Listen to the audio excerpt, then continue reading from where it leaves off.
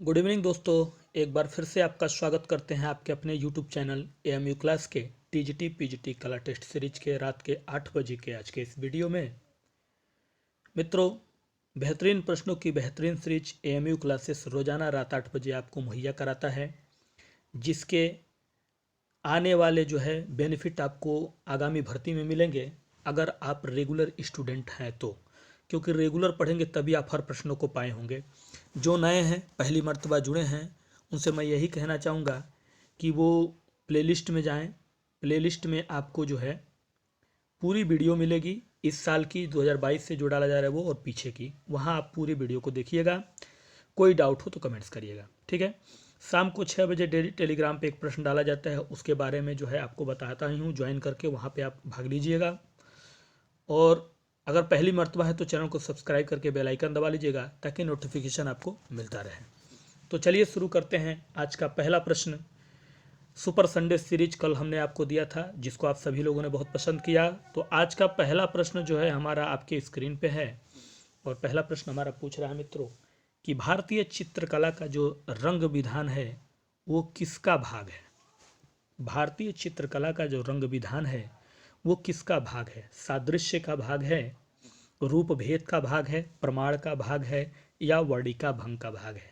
पहला प्रश्न इस वीडियो का, और फटाफट कमेंट्स चाहेंगे हम मेरे उत्तर से पहले आप लोगों का, और जिक्र करेंगे कल का जो हमने प्रश्न पूछा था आपके लिए वो भी, और जिक्र करेंगे आज टेलीग्राम का जो प्रश्न हमने कल डाला था उसका भी, जिसमें कुछ लोगों को थोड़ा डाउट था, ठीक है। तो चलिए सबसे पहले इस प्रश्नों का उत्तर हम लोग देखेंगे, उसके बाद फिर आगे बढ़ेंगे। तो पहले प्रश्न का राइट आंसर हो जाएगा मित्रों डी, वर्णिका भंग। भारतीय चित्रकला का रंग विधान किसका भाग है। वर्णिका भंग का भाग है, क्योंकि रंगों का जो प्रभाव तथा मिश्रण तो होता है, उनके प्रयोग की विधियां और ब्रश का ज्ञान वर्णिका भंग के अंतर्गत ही आता है, ठीक है। तो डी राइट आंसर हो जाएगा पहले का। बढ़ते हैं दूसरे प्रश्न की तरफ। प्रश्न संख्या 2 देखिएगा मित्रों। दूसरा प्रश्न हमारा क्या कह रहा है। आज भी आपका सवाल बेहतरीन है, और उम्मीद करता हूं कि ईमानदारी पूर्वक अपने सवालों का आंसर देंगे। कल का आंसर भी कुछ लोगों का बहुत बेहतरीन आया है, ठीक है। दूसरा प्रश्न क्या कह रहा है कि निम्नलिखित में से चित्रकला से क्या संबंधित नहीं है। चित्रकला से संबंधित नहीं है क्या, ठीक है। रूप संबंधित नहीं है चित्रकला से, प्रमाण संबंधित नहीं है, भाव संबंधित नहीं है, या लिपि संबंधित नहीं है। यानी चित्रकला के फील्ड में जो भी शब्दों का, जिस चीज़ों का यूज किया जाता है, या जिस तरह तरह के चीज़ों का प्रयोग किया गया है, ठीक है, तो चित्रकला से रिलेटेड इसमें से वो कौन सा चीज़ है जो उससे साफ सुथरा रिलेशन रखता ही नहीं है, ठीक है। तो मित्रों, हमारा दूसरा प्रश्न और इसका जो सही जवाब हो जाएगा वो हो जाएगा लिपि। डी राइट आंसर होगा। क्या होगा। लिपि। लिपि का जो संबंध होता है वो लेखन कला से होता है। किससे होता है। लेखन कला से। याद रखिएगा, चित्रकला से ये तीनों होते हैं, प्रमाण, भाव, रूप, लेकिन लिपि कला का संबंध लेखन कला से होता है, ये आपको याद रखना है। तो दूसरे का राइट आंसर भी होगा डी। बढ़ते हैं तीसरे प्रश्न की तरफ। प्रश्न संख्या 3 देखेंगे आप लोग। तीसरा प्रश्न हमारा मित्र देखिएगा क्या कह रहा है। तीसरा प्रश्न कहना है कलाकार सामंजस्य उत्पन्न कर सकता है। एक कलाकार सामंजस्य जो है पैदा कर सकता है, उत्पन्न कर सकता है, रेखाओं के द्वारा, रूपों के द्वारा, रंगों के द्वारा, या इन सभियों के द्वारा जो है एक कलाकार सामंजस्य उत्पन्न करता है अपनी कला में, ठीक है। तीसरा प्रश्न यही पूछ रहा है, और तीसरे प्रश्न का उत्तर कमेंट्स बॉक्स में डालना है। और कल का जिक्र करेंगे। कल हमने जो प्रश्न पूछा था कि एक बुक का नाम दिया था हमने, और पूछा था कि इसके लेखक कौन है। सिंपल भाषा में हमने यही पूछा था। तो मित्रों, उसका राइट आंसर हो जाएगा नंदलाल बोस। कौन थे। नंदलाल बोस। यानी मेरे ख्याल से ए राइट आंसर था। पहला ऑप्शन था ए, नंदलाल बोस। तो नंदलाल बोस जो है राइट आंसर उसका होगा। यानी कल के सवाल का आपका आंसर होगा नंदलाल बोस। और तीसरे सवाल का इस आंसर हो जाएगा आपका मित्रों डी, उपरोक्त सभी। कलाकार उत्पन्न कर सकता है सामंजस्य रेखाओं के द्वारा, रूपों के द्वारा, और रंगों के द्वारा। यानी इन तीनों चीज़ों का, इन सभी तत्वों का संबंध जो है करने के बाद ही जो है कलाकार सामंजस्य उत्पन्न कर सकता है। ठीक है, तो तीसरे का राइट आंसर डी। बढ़ेंगे चौथे प्रश्न की तरफ। प्रश्न संख्या 4 देखेंगे आप मित्रों। चौथा प्रश्न हमारा कह रहा है विभाजन में सामंजस्य बनाने के लिए क्या आवश्यक है। विभाजन में सामंजस्य बनाने के लिए आवश्यक है क्या। ठीक है, समझ में आ गया प्रश्न को। मैं इतने प्रश्नों को इसलिए तोड़ देता हूं ताकि आपको समझ में आए कि मैं पूछना क्या चाहता हूं। यानी विभाजन में आपको सामंजस्य बनाने के लिए आवश्यकता तो है, लेकिन किस चीज़ की आवश्यकता है। अनावश्यक तत्वों से बचना, क्या ये आवश्यक है। उचित बनावट का उपयोग करना आवश्यक है। रंगों और स्वरों की विभिन्नता, ये जरूरी है, या ये सभी जरूरी है। ठीक है, यानी विभाजन में सामंजस्य बनाने के लिए जरूरी है, आवश्यक है क्या। ठीक है, चौथा प्रश्न यही कह रहा है। तो फटाफट ड्रॉप करते जाइए आंसर और टेस्ट करिए आज के सीरीज में कितना है आज भी सही आप। और आपके कमेंट्स बहुत अच्छे अच्छे आते हैं कि आप लोग जो है पसंद करते हैं। और कई लोगों ने तो कहा है कि सर आपने जो सिलसिला शुरू किया है यूट्यूब पे एक प्रश्न पूछने का, ये बहुत अच्छा है। इससे हम लोग को लगता है कि मतलब कुछ हम लोग ढूंढते हैं और आप लोग ढूंढते भी हैं और अच्छा रिस्पांस भी देते हैं। और यही रेगुलरिटी बनाए रखना है आपको, तभी जाके अगली भर्ती आप ज्वाइन करेंगे। वरना जो अगर बीच में धारा टूट गया तो फिर आपका लय बरकरार टूट जाएगा। ठीक है, तो ये बनाए रखिएगा। तो चौथे प्रश्न का जो हमारा राइट आंसर हो जाएगा वो हो जाएगा ये सभी। क्या होगा, ये सभी। ठीक है, आगे बढ़ा जाए। बढ़ते हैं पांचवें प्रश्न की तरफ मित्रों। पांचवा प्रश्न देखिएगा हमारा क्या पूछ रहा है। प्रश्न संख्या 5। पांचवा प्रश्न का कहना है चित्र में रेखा, जो चित्र होता है उसमें रेखा आकृति को रूप देती है, प्रवाह पैदा करती है, चित्र को उभारती है, या ये सभी कार्य तीनों चित्र में एक रेखा करती है। यानी एक चित्रकारी करने समय चित्रकारी में जो रेखा का रोल होता है वो कौन सा रोल अदा करती है इस ऑप्शनों में से। क्या ये तीनों चीज़ें का रोल अदा करती है, या ये सभी अलग अलग अदा करती है, या ये तीनों एक साथ अदा करती है। मतलब तीनों का होना जरूरी है, कहने का मतलब यह है। तो पांचवा प्रश्न और इसका सही जवाब हो जाएगा उपरोक्त सभी। चित्र में आकृति का रूप देना, प्रवाह पैदा करना और चित्र को उभारना, चित्र में एक रेखा का ये सभी रोल होता है। इसलिए पांचवे का राइट आंसर डी होगा। 6 नंबर प्रश्न की तरफ बढ़ेंगे। धीरे धीरे प्रश्नों की सीरीज पे आप बढ़ रहे हैं। अच्छे प्रश्नों की सीरीज है और उम्मीद करूंगा कि पसंद भी आएगा। भारतीय चित्रकला में रंग के साथ महत्व है और किसका। यानी भारतीय चित्रकला में रंग के अलावा अगर उसका एक और महत्व है किसी का साथ में, तो क्या वो प्रकाश और छाया का है, परिप्रेक्ष्य का है, रेखा का है, या मॉडलिंग का है। तो मैं हमेशा आपसे एक बात कहता हूँ और आज भी कह रहा हूँ, प्रश्न जब भी कंपटीशन में कला संबंधित पढ़िए तो सबसे पहले पढ़ के उसको समझना जरूरी है। आपको याद रखिएगा, आराम से क्वेश्चन को पढ़ के समझिएगा, हड़बड़ाहट में पढ़ के उत्तर मत दीजिएगा। तभी जाके आपको समझ में आएगा कि हमको प्रश्न क्या पूछा जा रहा है। जैसे कि टेलीग्राम पे कल का प्रश्न था, उस पर हम चर्चा करेंगे आपका। तो टेलीग्राम पे मैंने प्रश्न पूछा था कि 2021 में यूनेस्को द्वारा विश्व धरोहर की सूची में कितने स्थलों को शामिल किया गया था। तो उसमें कई लोगों ने जो है 2-4 लोगों ने कमेंट्स दिया है कि सर जो है संभावित सूची में तो 6 धरोहरों को शामिल किया गया है। तो अब आप जरा हमें बताइए संभावित का मतलब होता क्या है। जो संभावित होती है उसका मतलब ये हुआ कि कंफर्म नहीं किया, यानी कंफर्मेशन नहीं दिया गया है कि वो सभी उसमें शामिल रहेंगे, वो संभावित सूची है। आप कहते हैं ना वेटिंग लिस्ट, जो आप कहते हैं कि एक कंफर्मेशन हो गया कि हाँ इन्होंने सिलेक्शन ले लिया है कला में, अब ये टीचर बन जाएंगे। और एक होता है कि संभावित सूची में है, मतलब अभी वो दायरे में है कि हमको भी मिलने की उम्मीद है। तो ठीक वही चीज़ है संभावित सूची। तो संभावित सूची में तो उन्होंने शामिल किया, लेकिन किया सिर्फ 2 ही को।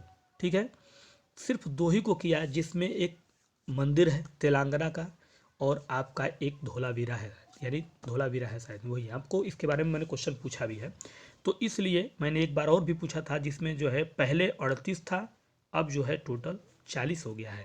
ठीक है, यानी यूनेस्को की विश्व धरोहर सूची में अभी तक स्थलों टोटल जो है 40 हो गई। यानी कहने का मतलब ये हो कि 38 के बाद 2 ही शामिल किया गया, तभी तो 40 हुआ काउंटिंग नंबर में। तो संभावित सूची और सूची कन्फर्मेशन में अंतर होता है।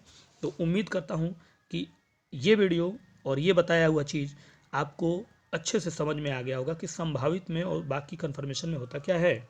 और इस प्रश्न का उत्तर देखेंगे तो इसका राइट आंसर जो होगा मित्रों वो हो जाएगा रेखा का। भारतीय चित्रकला में रंग के साथ अगर किसी चीज़ का महत्व है तो वो है रेखा का। ठीक है, 7वें प्रश्न की तरफ बढ़ेंगे। प्रश्न संख्या 7 देखेंगे। 7वां प्रश्न ऑन स्क्रीन है आपके।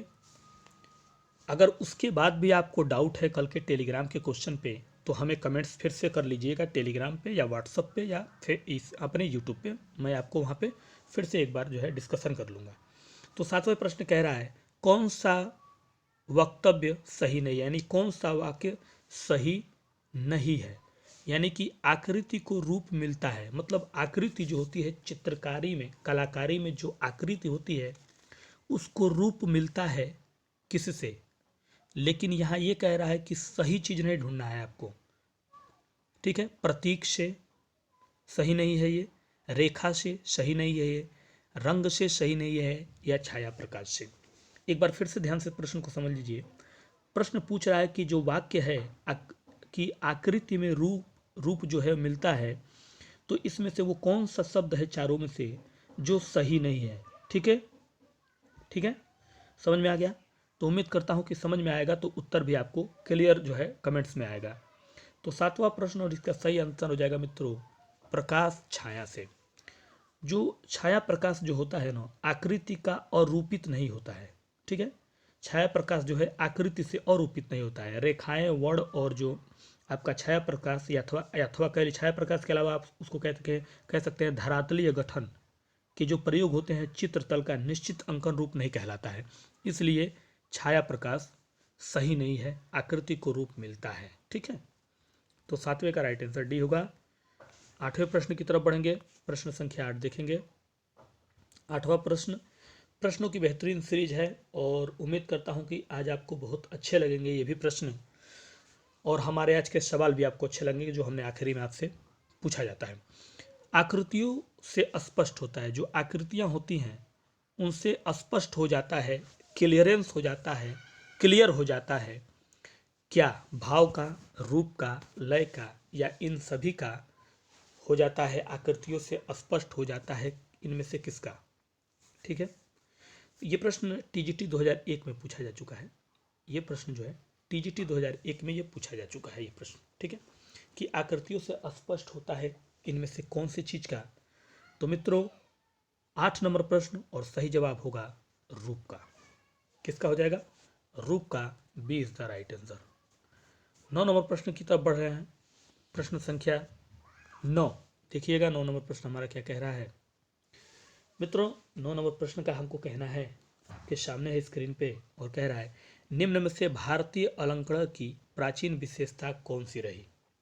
ठीक है, प्रश्न बहुत अच्छा है। भारतीय अलंकरण यानी भारतीय अलंकरण की जो प्राचीन पुरानी विशेषता रही वो कौन सी रही। एक तो भारतीय अलंकरण, अलंकरण मीन्स मायने है कला से, चित्रकला से, कला से। भारतीय कला की जो प्राचीन विशेषता रही वो कौन सी रही। वर्ण रही, रेखा रही, लय या आकृति रही। ठीक है, यह है हमारा प्रश्न। अलंकरण से यहाँ आशय आपके कलाकार से है, कलाकार से सॉरी कह रहे हैं, कला से है या चित्रकला से है। ठीक है, सुंदरता से, अलंकरण का मतलब सजावट, सुंदरता यानी कला में ही। तो भारतीय अलंकरण की प्राचीन यानी सबसे पुरानी विशेषता जो रही है मित्रों वो क्या रही है, तो वो रही है आपकी रेखा।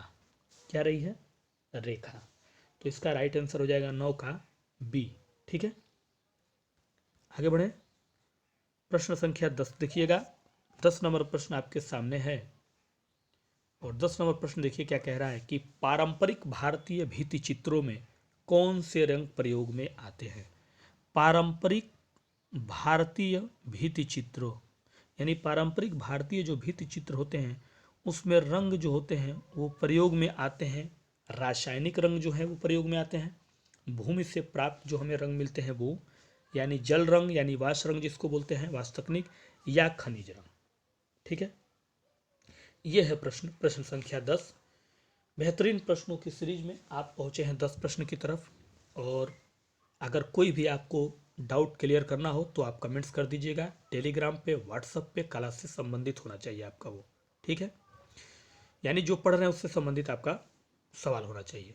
तो मित्रों, पारंपरिक भारतीय भित्ति चित्रों में जिस रंग का प्रयोग में आता है, यानी जो रंग हमें प्रयोग में लिया जाता है, वो होता है खनिज रंग। डी राइट आंसर होगा। क्या हो जाएगा? खनिज रंग। ठीक है, आगे बढ़ते हैं। प्रश्न संख्या 11। 11 नंबर प्रश्न को देखिएगा। अच्छा प्रश्न है और बहुत ही सुलझा हुआ प्रश्न है ये। ठीक है, प्रश्न क्या कह रहा है कि ऑस्टवाल्ड आदर्श वृत्त रंगते हैं। ठीक है, ऑस्टवाल्ड आदर्श वृत्त रंगते कितनी है, कितने रंगों की सीरीज का है? जो ऑस्टवाल्ड आदर्श वृत्त की रंगते हैं वो 18 रंगों का एक सीरीज है, 22 रंगों का, 24 रंगों का या 32 रंगों का। ठीक है, ये 2011 में पूछा जा चुका है प्रश्न, टीजीटी 2011 ये प्रश्न पूछा जा चुका है कि ऑस्टवाल्ड आदर्श वृत्त में जो रंगते हैं वो कितने हैं, यानी सीरीज पूरे सेट जो है रंगों का कितना है। ठीक है, तो 11 नंबर प्रश्न और सही जवाब इसका हो जाता है मित्रों 24 रंगों में। ऑस्टवाल्ड आदर्श वृत्त की जो रंगतें हैं 24 रंगतों में हैं, यानी ये कह लीजिए कि 3 रंगों का, जो 3 रंगों का 8 समूह, 3 रंगों को जो है, यानी 3 रंगों को 8 समूह में बांटते हैं इसको। 3 रंगों को 8 समूह में बांटा गया है, तो हर समूह में कितने हुए?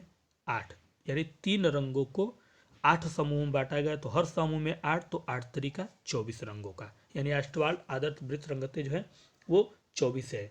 ठीक है, तो उसमें जैसे मान लीजिए अगर एक सीरीज में 8 है और 8 तरीका 24, 3 रंगों का एक सीरीज बनाया गया 3 पार्ट का, तो उसमें ये कह लीजिए कि अगर एक पार्ट की बात करें तो पीला, नारंगी, लाल, बैंगनी, नीला, आसमानी, गहरा, हरा और धानी, तो इसी तरह से 8 तरीका 24 रंगों का एक सेट है ऑस्टवाल्ड आदर्श वृत्त में। ठीक है, तो 11 का राइट आंसर आपका हो जाएगा सी।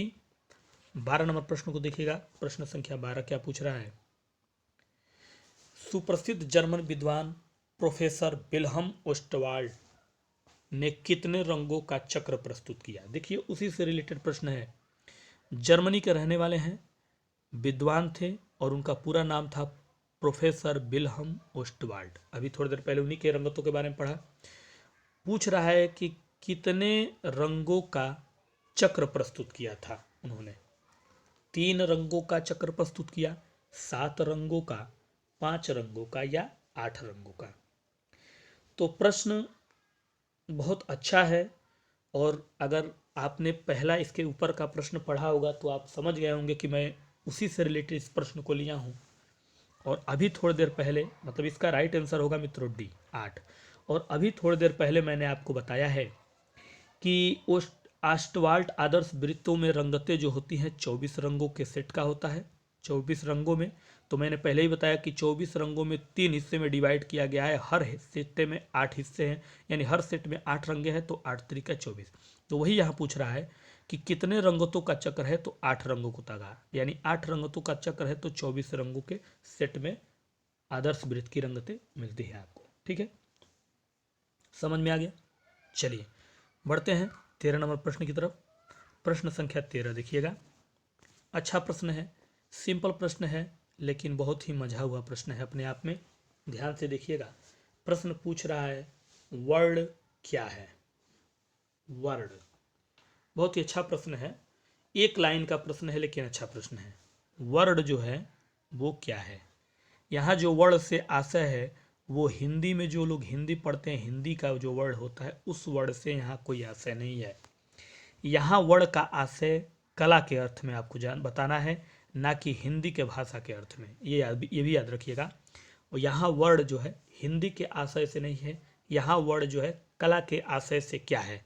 प्रकाश की संपत्ति है, संवेदना की संपत्ति, रेखांकन की संपत्ति या वस्तु की संपत्ति। ठीक है, ठीक है। तो मित्रों वर्ड जो है वो क्या है? वो आपका हो जाएगा ए, प्रकाश की संपत्ति। क्या है? वर्ड जो है एक प्रकाश की संपत्ति है। वर्ड यानी जो प्रकाश होता है यानी उस ऊर्जा का जो विकिरण होता है हम उसको आँखों के द्वारा अनुभव करते हैं, उसे ही हम वर्ण या रंग शब्द भी कहते हैं, यानी वर्ण को रंग भी कहेंगे। तो उस ऊर्जा को, प्रकाश की संपत्ति जो यानी प्रकाश की ऊर्जा को जो विकिरण है अपने आँखों के द्वारा अनुभव जब हम करते हैं तो उसे ही हम वर्ण या रंग कहते हैं। तो इसलिए वर्ण प्रकाश की संपत्ति हुई। 13 का राइट आंसर ए। 14 नंबर देखिएगा, एक लाइन में एक और क्वेश्चन है। अगर वर्ण क्या है आपने जाना तो फिर रंग क्या है ये भी बताना है आपको। ठीक है, वर्ण क्या है तो रंग क्या है। ठीक है, क्या वो कलर स्टिक है, कलर केक है, कलर बॉटल है या प्रकाश का गुण है। तो सिंपल भाषा में अभी आपने पढ़ा, आपको मैंने बताया कि ऊर्जा का जो विकिरण होता है जो हम आँखों से अनुभव करते हैं तो उसे ही वर्ण या रंग कहते हैं, वर्ण या रंग। तो यहाँ रंग ही पूछ रहा है तो सिंपल सी बात है, प्रकाश का गुण है, उसी प्रकाश की संपत्ति है, उसी प्रकाश का गुण है जिसको हम आँखों के द्वारा अनुभव करते हैं, दैट इज नोन एज वर्ण या रंग। ठीक है, चलिए 15 नंबर प्रश्न को देखिएगा। प्रश्न संख्या 15, मेरे ख्याल से 15 ही है। रंगों को अधिक मिलाने से क्या खत्म हो जाता है, होता है, यानी रंग जो है उनको अगर अधिक मिला दिया जाए तो उसमें क्या खत्म हो जाने की संभावना है। विस्कोसिटी, तान, मान या इनमें से कोई नहीं। रंगों को अगर अधिक मिला दिया जाए, बहुत ज़्यादा उसको जो है उसकी मिलावट कर दी जाए, यानी कह लीजिए देसी अंदाज में फेंट दिया जाए उसको बहुत ज़्यादा रंग को, तो उसका क्या खत्म हो जाता है उसके अंदर से। ठीक है, तो ये प्रश्न देखिएगा 2011 में टीजीटी में पूछा गया था और 2011 के टीजीटी में इस पे बड़ा जो है प्रॉब्लम बना हुआ था, मतलब उत्तर कुंजी को लेके प्रॉब्लम बना हुआ था इसमें। क्योंकि इस प्रश्न में जैसे अगर ये देखा जाए तो वर्ण के 3 ही गुण माने गए हैं, मतलब वर्ण यानी मीन्स रंग के 3 ही गुण माने गए हैं, रंगत, मान तथा सघनता। ठीक है, तो 2011 में जब ये प्रश्न पूछा गया था तो उत्तर कुंजी में सबसे पहले उसको ए को माना गया था, लेकिन फिर बाद में उसे गलत मान लिया गया और बाद में उसे सही किया गया तो सी माना गया, यानी इसका राइट आंसर जो होगा सी, मान खत्म होता है। ठीक है, तो राइट आंसर इसका सी हो जाएगा। ठीक है मित्रों, तो 15 का राइट आंसर सी। 16 नंबर प्रश्न देखिएगा, प्रश्न संख्या 16। 16 नंबर प्रश्न पूछ रहा है 20 प्रकार की रेखा शैलियों का प्रयोग किया गया। 20 प्रकार की रेखा शैलियों का यूज किया गया बाघ में, यानी बाघ की गुफा में, अजंता की गुफा में, राजस्थानी कला में या मुगल कला में।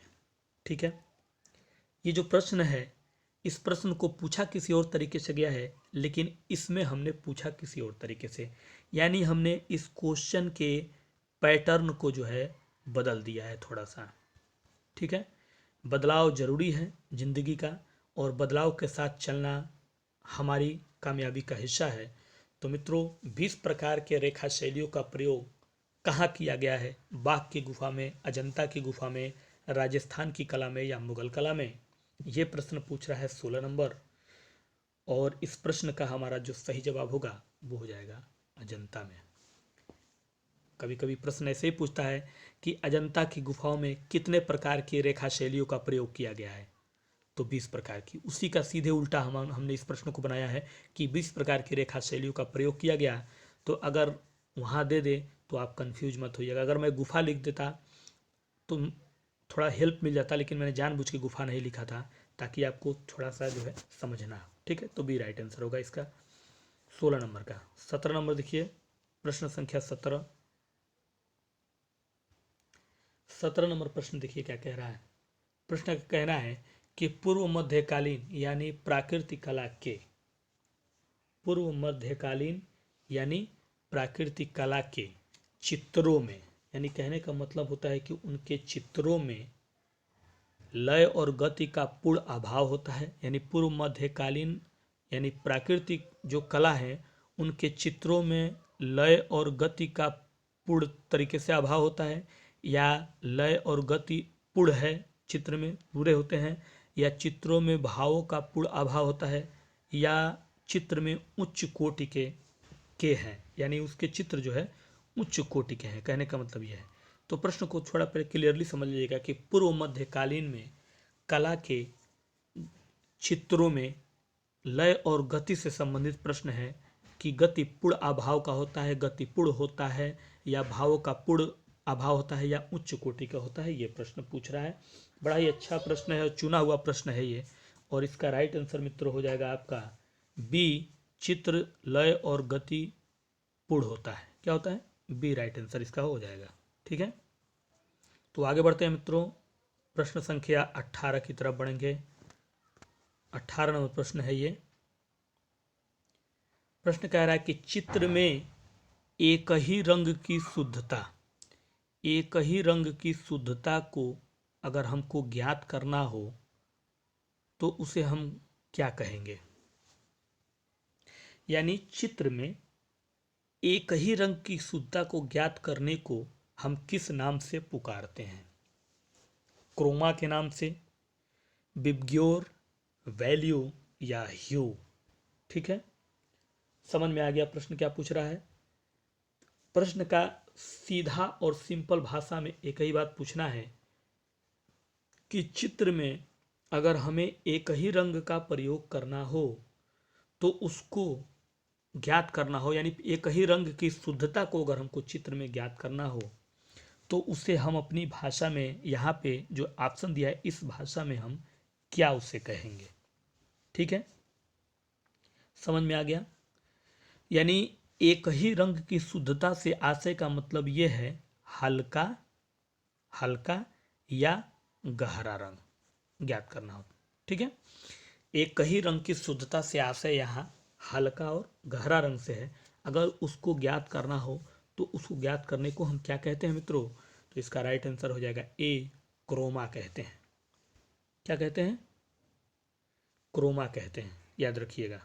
ठीक है, और अगर पूछ ले कि तकनीकी भाषा में, यानी रंग को तकनीकी भाषा में क्या कहते हैं, तो ह्यू कहते हैं। ठीक है, आइए 19 नंबर प्रश्न की तरफ बढ़िएगा। प्रश्न संख्या 19 देखिएगा मित्रों। 19 नंबर प्रश्न पूछ रहा है कि इंद्रधनुष के रंगों का क्रम बताइए। यानी जब भी बरसात के मौसम होते हैं, अक्सर बरसात का जब मौसम होता है, बरसात हल्के फुल्के होते हैं, उसी में धूप दिखाई देता है, तो उस समय इंद्रधनुष जो है हमें दिखाई देता है और बहुत ही खूबसूरत दिखाई देता है इंद्रधनुष। तो कह रहा है कि इंद्रधनुष में जो रंग हैं उनके क्रम हैं अपने, मतलब कहने का मतलब पहले कौन, उसके बाद कौन, उसके बाद कौन और आखिरी में कौन। तो एक क्रम में इंद्रधनुष का रंग दिखाई देता है, जैसे इस तरह से दिखाई देता है आर्च आकार में, तो उसी आर्च आकार में रंगों का मेल दिखाई देता है अलग अलग। तो इंद्रधनुष का पूछ रहा है रंगों का क्रम क्या है? हरा, लाल, पीला, आसमानी, बैगनी, नारंगी, नीला। ए कह रहा है। बी का कहना है कि बैगनी, नीला, आसमानी, हरा, पीला, नारंगी, लाल। सी का कहना है कि पीला, बैगनी, हरा, लाल, आसमानी, नारंगी, नीला।